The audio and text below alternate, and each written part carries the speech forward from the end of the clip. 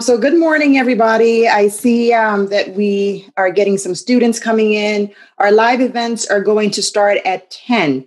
At 10, what we're going to do is we're going to split up the students into rooms, and we're going to put attorneys in there with the students, and the attorneys will start talking about themselves, a little bit about themselves, about who they are, what kind of work they do, what made them excited about being a lawyer and becoming a lawyer, and then solicit questions from the students. So for the teachers, please urge your students to ask those questions about the lawyers, their jobs, what are they doing, and how they became lawyers, because it's important to know how they got there, right? So that the students can also dream big and decide for themselves if the law is something that they want to do.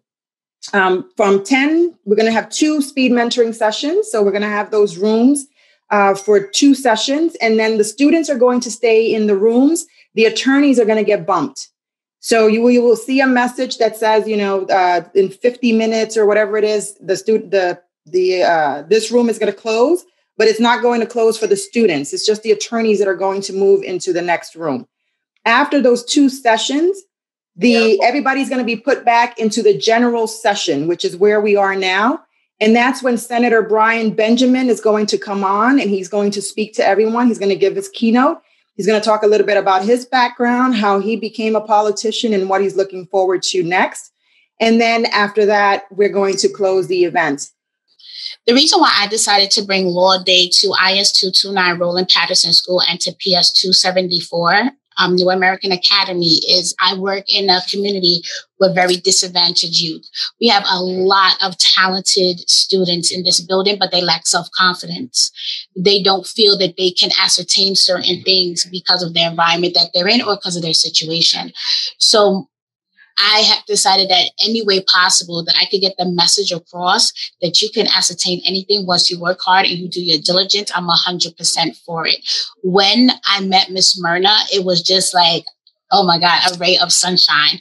Like, her vision is amazing. And I just felt like that connection, like I finally found someone that has the same morals, the same values, the same principles, and wants to make an impact in the community. I'm just not here because, I'm here because, I just work for an after school program. No, I'm here because I want to make a difference. And Miss Mirna is about the same thing.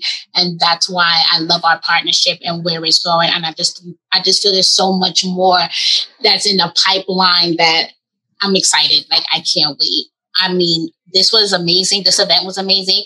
Even though the in-person, I feel it was good, but I feel this was more personal. Like, Miss Betty, that speech was amazing. Like, just the words of inspiration from everyone. Like, I'm inspired right now to better myself and to continue with my, on my path of success. Okay. As Ms. Harriet mentioned, I run an organization called Girls Rule the Law. Girls Rule the Law is a nonprofit organization, and it is designed to introduce kids like yourselves to the law. And by the law, we mean the legal field, the legislature, so the people who make our laws, and also the judiciary, which are judges. And we do that because we feel that representation is important. And what I mean by representation is that people who make the laws for you should also look like you. So we feel that there is room for everybody at the top of that field, which is us as lawyers who interpret laws, and who fight for the laws as we see them and interpret them. And we have an attorney here who actually fights for kids' rights. We also believe that people like us should be judges so that they can say what the laws actually mean. And then we also should have legislators, politicians, and people who create the laws that the lawyers have to follow and the judges have to interpret. So that's what we mean by representation. We feel that if people who look like you are creating laws for you, then they would have your best interest in mind. The purpose of Girls Rule the Law is to create representation in the legal field. That legal field is, again, lawyers, judges, and legislators, people who create the laws for us. We believe that if people who look like us create the laws for us, have our same lived experiences, that they will create laws that benefit us. And we won't have some of the problems that we're currently seeing in our society. So with that said, we have some amazing attorneys here with us. We also have Senator Brian Benjamin, who will be in at 10:15. He will be in one of the sessions with you, and then he will be speaking to us at 10:30, speaking to everybody about how he has gotten to be a senator, some of the things that he has accomplished as a senator, one of those people who create the laws, and also for the office that he's running for now, which is comptroller. And he'll tell you what a comptroller does, but most of what it does is finances. So it decides what to do with the money that the city makes. But he'll explain that to you in better detail. We also have a whole bunch of other attorneys here who you will see in your rooms. So a lot of them you will meet. I'm not going to go over all of it because we do want to get you into those small breakout rooms. But you'll meet them and you can talk to them and ask them questions. Hi, everyone. My name is Madison Woods, and I am a current 3L at New York Law School. I actually finished my very last class of law school yesterday. I am originally from Dallas, Texas, and moved to New York to attend law school. I have known that I wanted to be a lawyer for most of my growing up. I think I was really young when I decided that I was going to be a judge someday. And I don't think it was until high school that someone actually bothered to tell me that you have to be a lawyer first. So that was kind of when I decided that I wanted to go to law school. And as I grew up through high school and college, I found out that I had a passion for public service and for helping people, and that I could do what I loved in public service by being a lawyer. And so that is why I decided to go to law school. As far as what I've done that I'm most proud of during my law school career, I was given the amazing opportunity to be a fellow for New York Law School's Impact Center for Public Interest Law, which meant that I got to be kind of one of the behind the scenes person for planning all of the public interest events that came through New York Law School during that time. And my favorite event was an event that I got to do with District Attorney candidate Alvin Bragg, who's also a professor at New York Law School, and the former Chief Medical Officer at Rikers Island. And we did a symposium together called Mental Health on Rikers Island. And it studied the effects of incarceration and what that did to a person's mental health. And it was an extremely rewarding experience. And I learned a lot. I think we got to educate a lot of people about it. So that was definitely what I was most proud of during my law school career.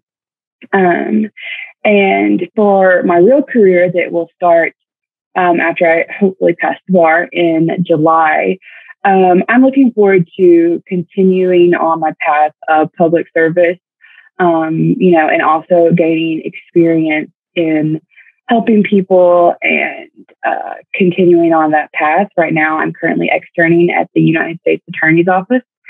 And hopefully that will be something that I will get to continue to do. And I will get to spend my career as an attorney,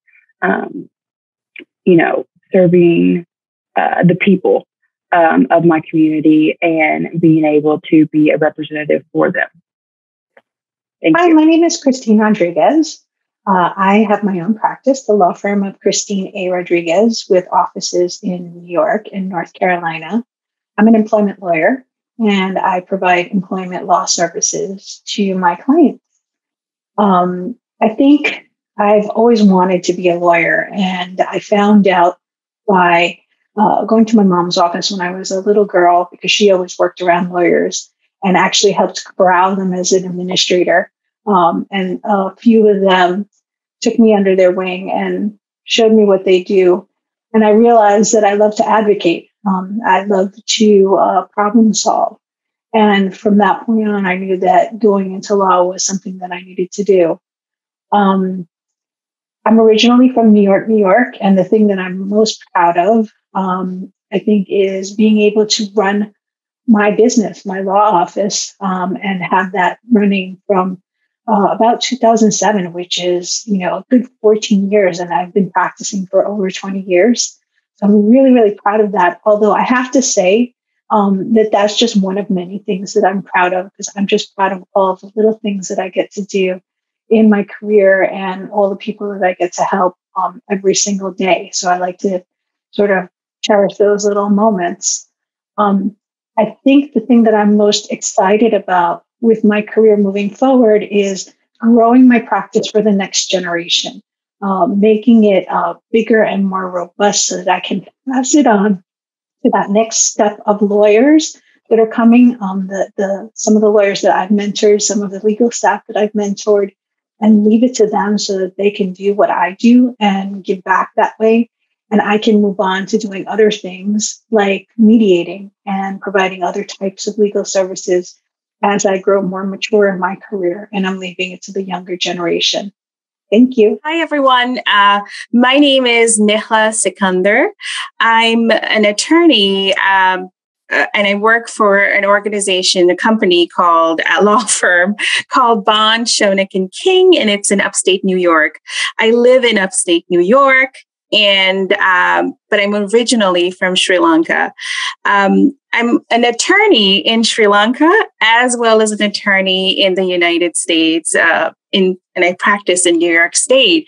One of the things that what made me decide to be a lawyer was when I was actually in middle school, and my teacher exposed the entire class to The Merchant of Venice, which is written by play written by William Shakespeare.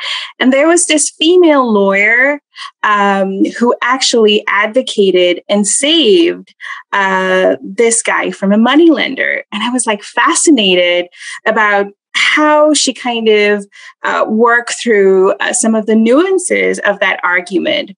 And thereafter, in middle school, I started making sure that I took advantage of a lot of opportunities, like the Model UN. I was on the debate team, and I also got into theater. And all of these experiences kind of culminated in me wanting to be an attorney.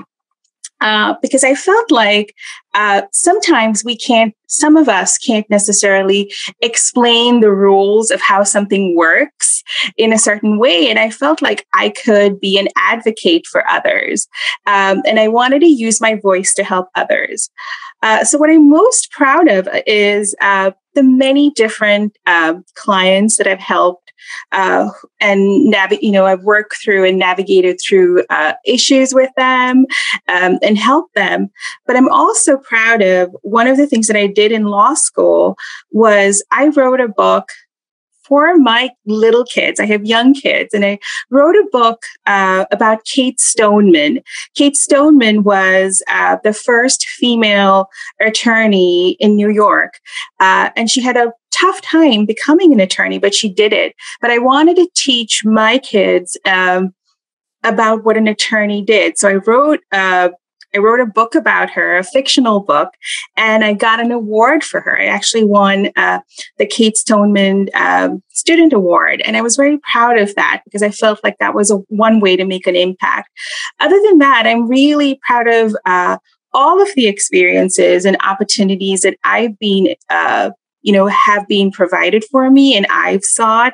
And I've been able to use those opportunities to assist other people and my community. And I'm grateful for that. one of the other things that I'm really excited about going forward is the fact that I'm never going to stop learning. Every day is a new day to learn something new and different, and also to kind of push your comfort zone. So my word of advice is take advantage of every single opportunity that comes your way. Seek those opportunities and don't let anyone limit you. You're never too old to learn, and you're never it's never too late to kind of step out of your comfort zone and do something different. Hello, everyone. My name is Anaiss Rijo, and I'm currently a lawyer at a Children's Legal Center. I am an attorney for children.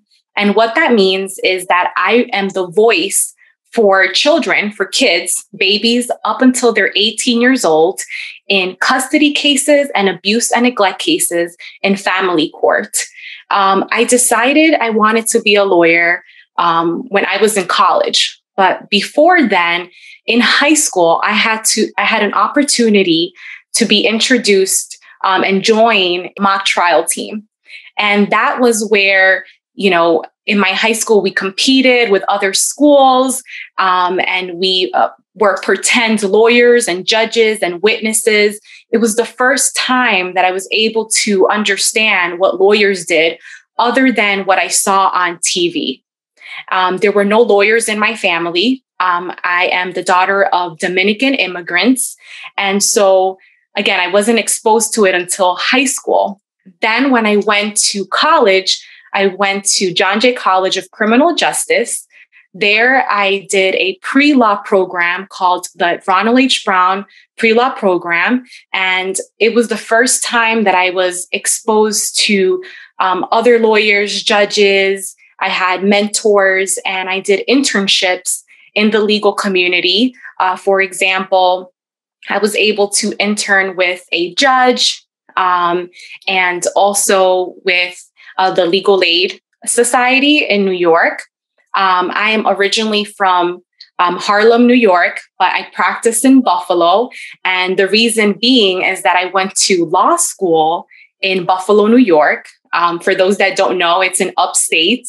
It's very close to Canada. I didn't know where it was myself, but it is actually the second largest city in New York. And during my experience at John Jay and after going to law school in Buffalo, I took a class in that was called Children and the Law. And that's when I fell in love with being an attorney for children. I was able to do an internship where I shadowed other attorneys for children. And I knew that that's what I wanted to do when I graduated from law school. So currently that's what I do. What I'm most proud of being a lawyer is that because I am bilingual, I speak Spanish, I am able to represent and help families that speak Spanish. And there's not many attorneys here in Buffalo that are able to represent bilingual clients. And it's just been an honor to be able to help that community and to represent children that look like me. I'm very excited to, have a career in law and continue being a mentor for the next generation of lawyers like yourselves. Thank you. Hello, everyone. On Law Day, it is my absolute privilege to be here. A huge thank you to Mirna Santiago for inviting me every year. This is a highlight that I like to enjoy and participate every year. So my name is Mercedes Colwin. I am the founding partner of the New York offices of Gordon Reese. We are a national firm with 69 offices around the country. We're about to open our 70th office in Korea. So we're very excited about that. We have over 1,000 lawyers, and makes me so proud because when I first started at this firm 16 years ago, there was only 250 lawyers. Now we have over 1,000 of us around the country.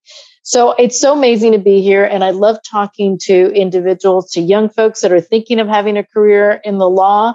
I have wanted to be a lawyer since I was 10 years old. I was in 5th grade watching a documentary on the Sam Shepard case, and I got to see F. Lee Bailey do his magic in the courtroom. And I thought, I want to do that. I want to help people. I want to do what he did, takes individuals and companies and that are in the crosshairs of a terrible situation and help them in a courtroom setting. So that started my path. My mom immigrated here from Dominican Republic and married her immigration lawyer, who was my dad. So that's how I came to be. Me and my little brother, we were actually one of 6 kids. And we are, as I started practicing law 31 years ago, and really what inspired me was to try to help people. And I have been able to do so for the last 31 years since I have been practicing law I started off in the city in a big firm setting. And what I'm most proud of, honestly, is when I was a public servant. I was a judge for 9 years, from 1996 to 2005. I was appointed by Governor Pataki to be an administrative law judge, which is a civil rights judge. And I sat and presided over many, many cases brought by individuals that believed that they were either discriminated against or that they were discriminated or harassed because of their protected category. And so that's what I'm most proud of. And what am I looking for in the future? To continue to help, to give hope to individuals. My dad died when I was 8 years old, so I was pretty much written off. I was an immigrant's child. My mom spoke broken English, and my mom said to me 3 things that carry me to every day. She said to me, pray hard, work hard, and be good to people. And there's nothing you can't achieve in this world. So I am beyond grateful that she gave me those life lessons. I'm beyond grateful that I have tremendous people and friends and family that surround me and love me, Mirna being one of my sister of the heart. And just a message to all of you, it's the lessons that my mom told me. She said to me, don't let anybody define who you are. You walk to the beat of your own drum and work very hard to make sure that you help others. And given all of that, with your faith, you will do all that you want in this world. Thank you again. Thank you for having me, Mirna. It's always a pleasure to be here. Hi, everyone. My name is Alex Dumas. I'm from New York. I'm an attorney at Gordon Reese Scully Manzacani. Like many of you, my parents are immigrants. When they came here to this country, they didn't speak much English, but they instilled in me the values of hard work, education, and the belief that I could achieve anything. So when I was growing up, I always dreamed of becoming a lawyer. I would argue with everyone around the house, all my friends, all my cousins. And I wanted to become a lawyer, though, because I wanted to help people, to help solve their problems. And I had the belief, and I still have the belief, that I can change the world. And as an attorney, I'm most proud of starting a nonprofit organization after law school. The organization was called Let's Bridge the Gap. And the mission of that organization was to help high school students with getting scholarships into college, to help them with their personal statements, with their applications. And I also, as an attorney, am able to donate my time and my resources to give back to the community. So I challenge you all to work hard, to dream big, so that you can accomplish anything, and that you can accomplish anything and you can accomplish all your dreams. Thank you, everybody, for all of your questions and your conversation in the breakout rooms. We are going to be here for the senator to give us his keynote address. He's going to be talking a little bit about his background and what his hopes for the future are, either as continuing as a senator for the state of New York, or if he moves into the position of comptroller. And there he is. Welcome, Senator Brian Benjamin, everybody.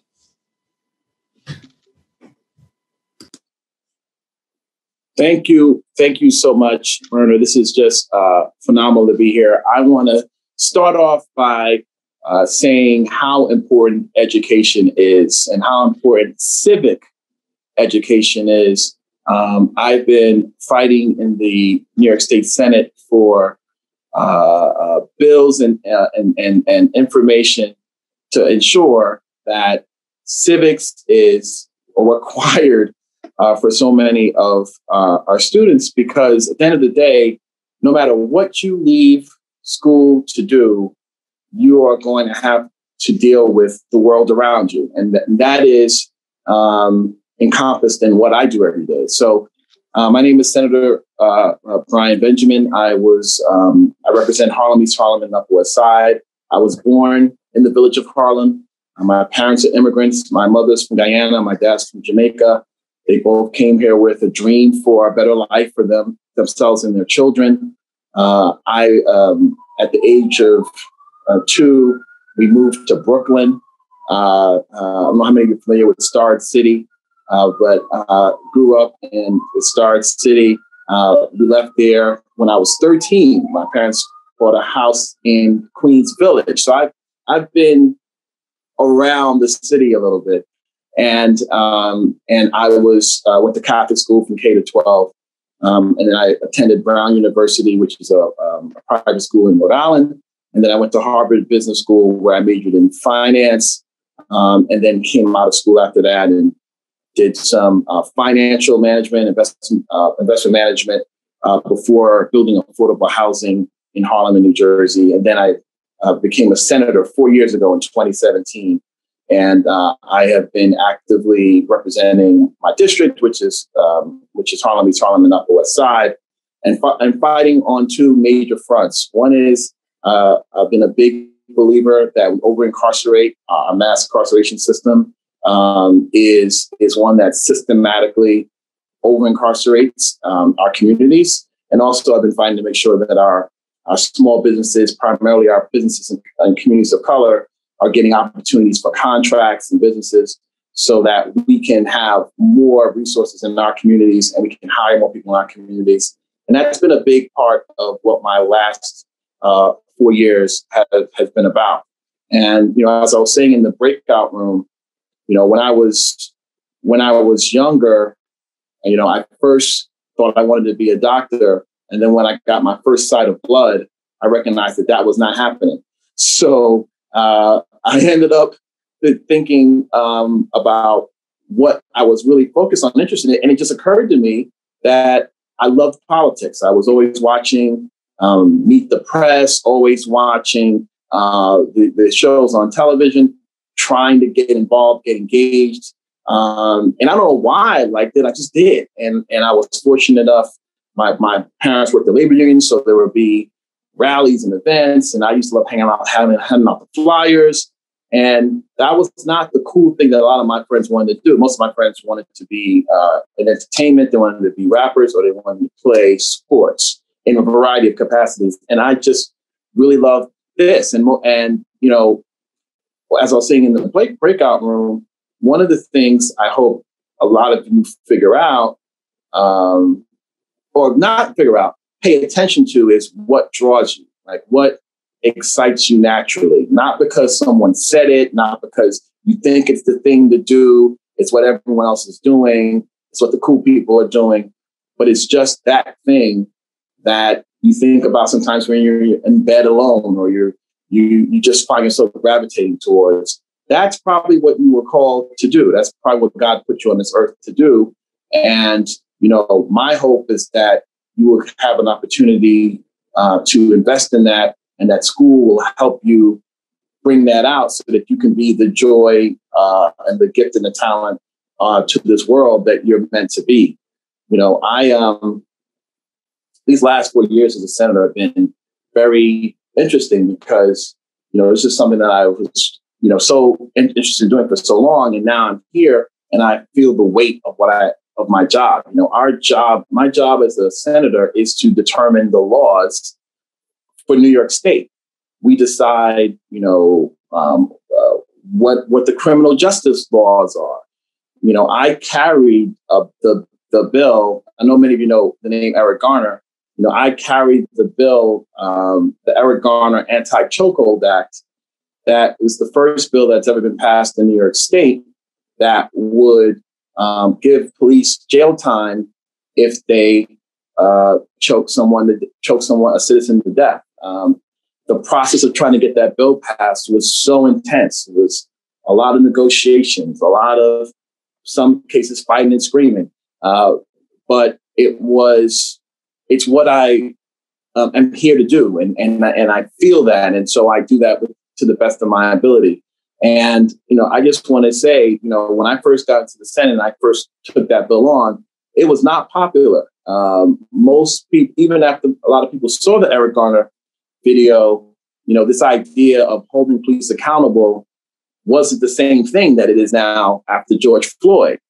But it was what I believed needed to be done. I had spent a lot of time in civil rights, fighting on these issues.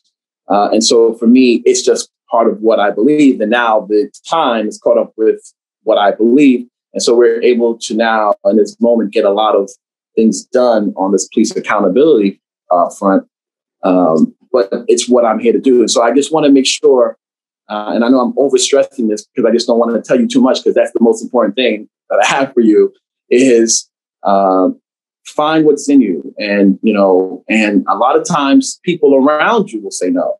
To be honest, I had a lot of my family members who were saying, you went to Brown and Harvard Business School and you want to be in politics? That's ridiculous.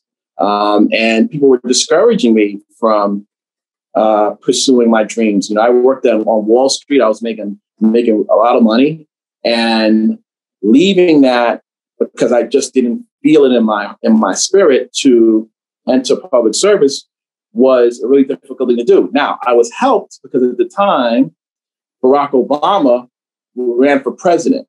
And when he ran for president, everything around that, the amount of energy and attention and excitement around that, it made it easier for me to explain to my family why I was leaving Wall Street to go do community activism.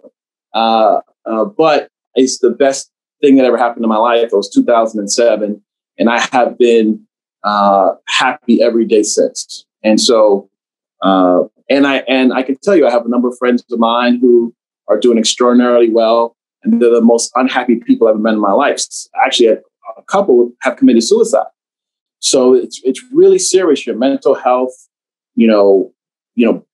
enjoying what you're doing on a day-to-day basis. This is like the fundamental part of life. I mean, I'm sure your teachers will say they're there because they love it. I don't know anyone who is teaching who doesn't love teaching. You have to really, I couldn't do it. First of all, God bless all the teachers who are on this call because, I don't have the patience. But it's because that's not what I'm called to do. I'm called for something else. There are people who come to me and say, I don't know how you do that politics stuff. I couldn't even deal with it because it's not what they're called to do. And that is something that I wish for all of you, that you don't feel the need to do something because it's just what you are expected to do. It's what you should do it because it's what you want to do. And that's probably the best piece of advice I can give you. I hope it's useful to you. I can't think of anything else more relevant to tell you. And at this time, please be safe out here. It is, as we are transitioning, people are getting vaccinated, some aren't. I'm in the weeds on this, so it's complicated. I don't want to always tell you stuff on this, but I would please encourage your parents and your family members, if they haven't been vaccinated, to seriously consider it. I've seen a lot of death. I've seen a lot of pain. I know a lot of families who haven't been able to see their loved ones since COVID, and some have passed, and they couldn't. So just try to be mindful of your health and your well-being, and I see a lot of masks on. That's good when you're in environments, at least until you're vaccinated. And let me stop there, Mirna. I don't want to say too much stuff, and then it gets lost. But I really wanted to make sure I said. Thank you so much, Senator. Can I ask you a question? We started off Sure. The Law Day talking about representation. And one of the things that I was telling the kids before you got on is that it's different when you have someone who looks like you, who has some of your same lived experience, create some of the laws for you, as opposed to someone who doesn't know where you're coming from, what your day-to-day experiences are, creating laws, and then you have to follow them, but they really have nothing to do with your day-to-day life. So could you talk a little bit about that? I know you mentioned that, you know, it's kind of saying to your soul that you wanted to get into that public service space and that lawmaker space, right? Because kids, that's what senators do, is create laws. They write the laws that the rest of us have to follow. At least they help. It's a body of them, a whole bunch of them that do that. So if you could just talk a little bit about that. And you talked about the Eric Garner law and how hard it was to get it passed. Like, how do you get a law passed? What do you have to do with your other lawmakers to try to get something passed? Sure. So let's talk about the lived experience piece first, because I think that's an important thing. A lot of times when we are having conversations as legislators around bills and issues, the actual, we are in negotiations, and sometimes the difference between and or can have significant impacts for society. And one of the real benefits of having the lived experience when it comes to some of the issues that you're dealing with is that you're so in the weeds on the customer experience, for lack of better terms, customers being the citizens, that you're able to make sure that certain things are non-negotiable, because for it to have the impact and be successful, you've lived and understand what the issue is. So we recently passed the bill to legalize marijuana in the state of New York. And for a long time, I held out on supporting the bill, and I was fighting with the bill sponsors because I was very concerned that there wasn't enough focus on who's going to get the licenses, how is the business piece of this going to work, and how are we going to ensure that those who are presently selling drugs illegally will have opportunities to be in this legal market. And so I fought very hard on that. And the bill we ended up passing had that in there, where there are incentives and priorities given to those who were previously previously sold drugs legally to participate, and then also more emphasis on who's going to get to build, who's going to get to cultivate, sell, et cetera, et cetera.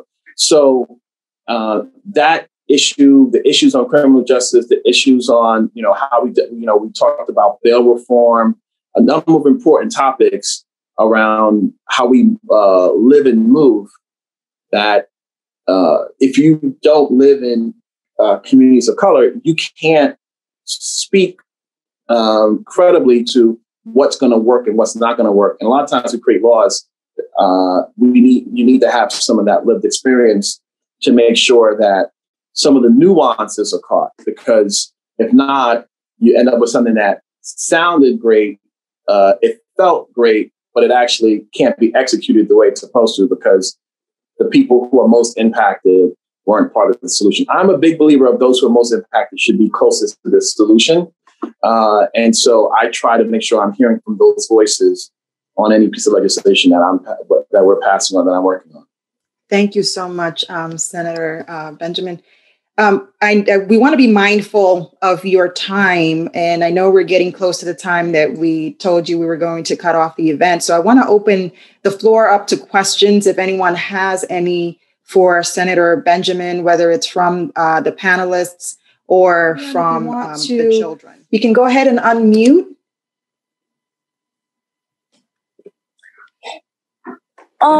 Is your job like 24/7?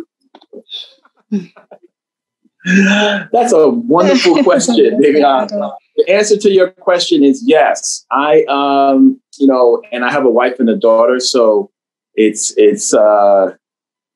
Sometimes you wish it wasn't 24/7, but it is because I am typically called at all hours about all kinds of issues that people have.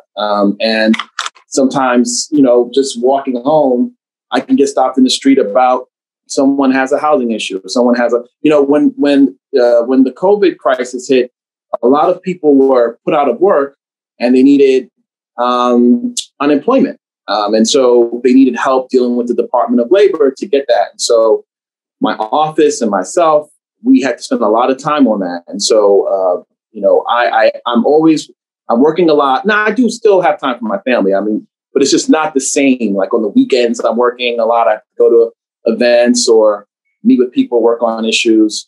I'm presently running for a different office. So I'm doing my day job and, going out and meeting people, participating in debates, getting around. So I am being I'm very active right now, which is only possible because I love what I do. But yes, it's 24/7. Thank you, Senator Benjamin. And before we let you go, can you just tell us a little bit about the position that you're running for? Because we talked about you being a senator and what that does. But if you could tell us what the comptroller does and why is it that you want that job? Sure. So the New York City comptroller is responsible for basically managing and paying attention to the city's budget. The education budget, which I'm sure you're all very familiar with. There are billions of dollars that go towards the budget. The comptroller's job is to make sure that that money's being spent well, making sure that we're clear on what's going on. Or do we have the right amount of guidance counselors and supports in various schools? All of that is part of what a comptroller does. You're like the chief financial officer of the city, and you're also responsible for the pension funds of the retirees. So if your parent's a teacher or a firefighter or works in city government as a municipal worker, the pension fund has to be managed so that they can retire and get their retirement checks. And so the comptroller has those two big jobs to do, and that is something that I'm excited about. Do I have a background in it? I have a business background, a finance background. So I feel like I'm the right person to do that job. And also, the comptroller is responsible for reviewing and auditing the New York Police Department and how their money is being spent and what it's being spent for. And that's something that's near and dear to my heart. I want to make sure that public safety is working for everybody. We have one more question from Terrance Williams. Go ahead, Terrance. What made you want to be a lawyer? Lawyer. Well, what made me want to be a senator? I'm actually not a lawyer. It's a good question. You don't have to be a lawyer in order to be a public official. So in my case, I ran in an election, that occurred, ran an election, and the majority of the voters chose me over my opponents. And you could be anything. You could be a business. You could be a teacher. You can be a doctor. You can be a lawyer. There are a lot of lawyers who are in government, and we have lawyers who work for us, who actually draft the laws that we execute based upon what we as the elected officials say we want the bills to do. So, but what made me want to be in government was I've always loved helping people. I've always loved politics. I love the government piece, the public policy, the bills, what we're doing, and I also enjoyed like the politics, which is like the races and the campaigns so because I like both things, becoming an elected official where your job is really both. Made a lot of sense, and so that's how I got it. Thank you. Oh, I got one more question. Okay. And then there's one after that. It'll be by Haley. But go ahead, Terrance. Ask your follow up. How does it feel to be a government? Excuse me? How does it feel to be a government? Oh, how does it feel?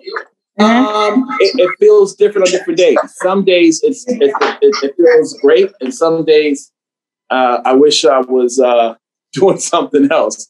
But the good news is that most days it feels great because I'm able to do some important things to make our community better. I mean, I'm very much right now fighting to make sure that we have more police accountability laws in New York State, so that we have a culture where, police are held to the same standard that everyone else is. And there isn't this feeling that the cops are above the law.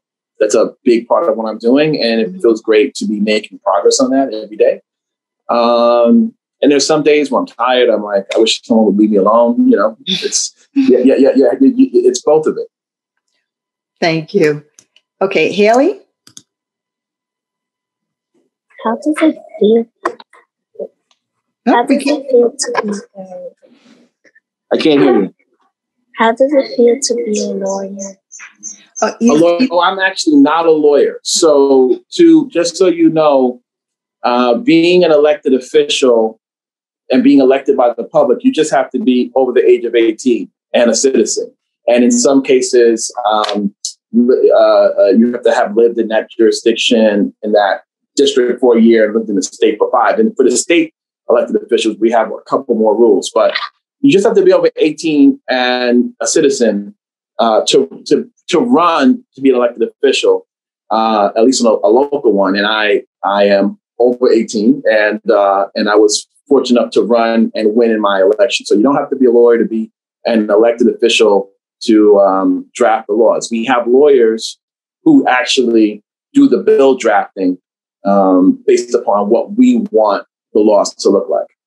Our youngest elected official is a gentleman out of Queens named Khalil Anderson, and he is 24 years old, and he's not a lawyer. That's great. Leanne, you had a question? Okay. Yes, I have a question. Do you vote for the president when you're a lawyer? Do I do what? Do you vote for the president when you're a lawyer? Vote for the president or work? Vote for the president. Yes, okay. Everyone over the age of 18 can vote for the president. You don't have to be a lawyer to vote for president. I've been voting for a very long time, and it's not a requirement that you're a lawyer to vote for the president. So yes, I did vote for this one, and I'm very excited that the new president is here, and the old president is no longer here. We had a question in the chat. What does a senator do? But I believe you already answered that. You help to create the laws that we have. There's two pieces. One is we create laws. And so, for example, how we've been living during COVID, the mask mandates, we decided that. The restaurants being closed, we really decide how society functions. And the other thing you do is we also have a budget. So in the state, we had a $212 billion budget. So we decide where that money goes. And that we're going to wrap it up for now. Thank you so much, Senator Benjamin. I believe Principal Gutierrez wanted to say a few words just to close out the event. So Principal Gutierrez, if you are available, if you could okay, there you go. Yeah. All right, thank you so much. Go ahead. Oh, thank you. Senator Benjamin, thank you for making the time. I know it's busy, so I really appreciate it. I want to thank you, especially for my very curious children, to ask you some questions that's great. About pay. So I really appreciate you making the time for us. And I want to thank Mirna and your organization for including our little ones. I know we're talking sometimes having conversations about the future, but that's our goal. So I just want to pick up on two things. I know, Mirna, at the beginning you said that those who make laws should look like you. Mm-hmm. And Senator Benjamin, you mentioned something about what drives you, what calls you is the biggest thing that you can advise kids to do. And then you say something that it hit me. It says school will help you bring that out. I want to talk to you about that. I think in our school, we have a set of values that we call HEARTS, and that stands for humility, empowerment, aspiration, responsibility, and scholarship.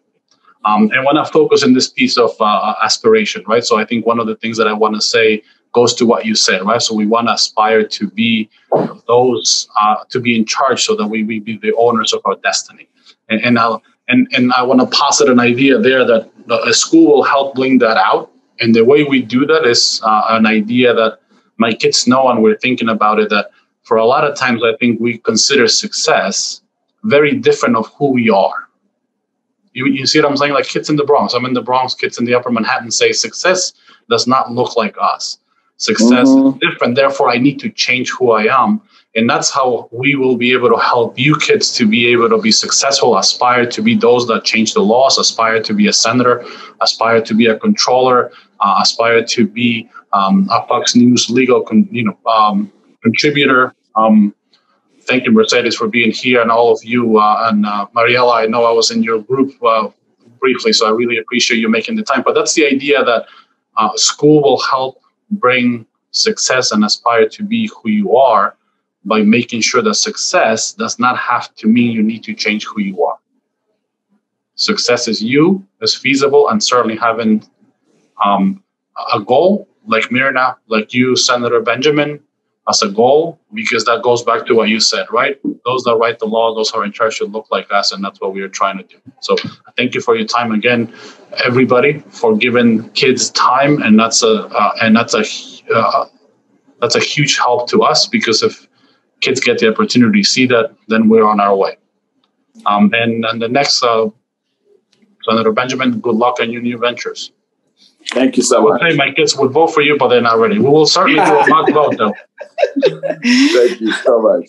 But thank you so much for those kind words, Principal Gutierrez, and for taking the time and making your little ones available to participate in the event. Thank you, Senator Benjamin. I know you have a lot going on, and I really appreciate the fact that you took this hour out of your day, very busy day, to spend with us and spend with the kids. And for the kids, thank you. I know that you're planning, and preparing for your tests next week. So for you to be with us today, I want to thank Ms. Harriet Burnett for coordinating. And of course, I want to thank all of the attorney participants, Mercedes Colwin, founding partner at Gordon Reese Law Firm, Betty Lugo, founding partner at Pacheco and Lugo, which is the first fully Hispanic-owned law firm in New York. Nihla Sikkander, who's an attorney at Bond, Schoenig and King, Alex Dumas, who's an associate at Gordon Reese, Christine Rodriguez, who is the principal and owner of her own law firm, Rodriguez Law Firm, Anaiss Rijo, who's an attorney at Children's Legal Center, Madison Woods, student at New York Law School, Mariella Rutigliano, who's also a student at New York Law School, and of course, as always, my amazing team who make all of this possible. So Ms. Juana, Adabex, and Tanya, our tech person, I thank you so very much for everything. And thank you all, and have a great weekend.